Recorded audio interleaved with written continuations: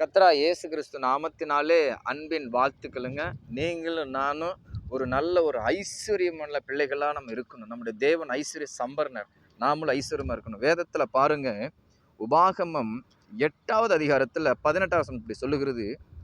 உன் தேவனாகிய கர்த்தரை நினைப்பாயாக, அவரே உன் பிதாக்களுக்கு ஆணையிட்டு கொடுத்த தம்முடைய உடன்படிக்கை உறுதிப்படுத்தும்படி இந்நாளில் உனக்கு உண்டாயிருக்கிறது போல ஐஸ்வர்யத்தையும் சம்பாதித்ததுக்கான பலனையும் உனக்கு கொடுக்கிறவர். சம்பாதித்ததுக்கான பலனை கொடுக்கிறவர் உன் தேவனாகிய கர்த்தரை நீ மறந்து.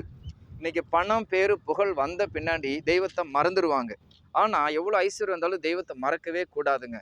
பாருங்க, பிரசங்கி சொல்றாரு 9வது அதிகாரம் 11வது வசனம் சொல்லுகிறது, ஐஸ்வர்யம் அடைகிறதுக்கு புத்திமான்களின் புத்தியும் போதாது, அவர்களுக்கு எல்லோரும் சமயமும் தேவ செயலும் நேரிட வேண்டும். அதாவது பிரசங்க 9ல் 11 வசனம் இல்லைங்களா? ஒரு சம்பவத்தை பார்க்க போறோம். லூக்கால 12வது அதிகாரத்துல ஐஸ்வர்யம்ல ஒரு மனுஷன் இருந்தார். அந்த மனிதனுடைய நிலம் நன்றாய் விளைந்துச்சுங்களா. பாருங்க, லூக்கா 12வது அதிகாரத்துல 13, 5, 16 பாருங்க. பின்பு அவர் நோக்கி, பொருளாசை குறித்து எச்சரிக்கையாயிருங்கள், ஏனெனில் ஒருவனுக்கு எவ்வளவு திரளான ஆஸ்தி இருந்தாலும் அது அவனுக்கு ஜீவன் அல்ல என்றார். அல்லாமலும் ஒரு ஊமையை அவர்களுக்கு சொன்னார்.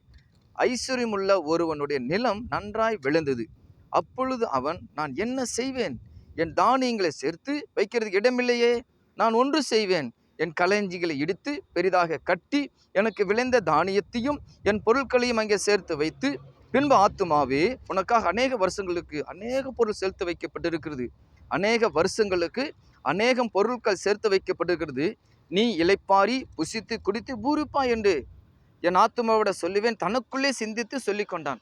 இந்த ஐஸ்வர்யம் தனக்குள்ளே ஜெபிக்கிறாரு. ஆனால் ஆண்டவர் என்ன சொல்றாரு தெரியுங்களா?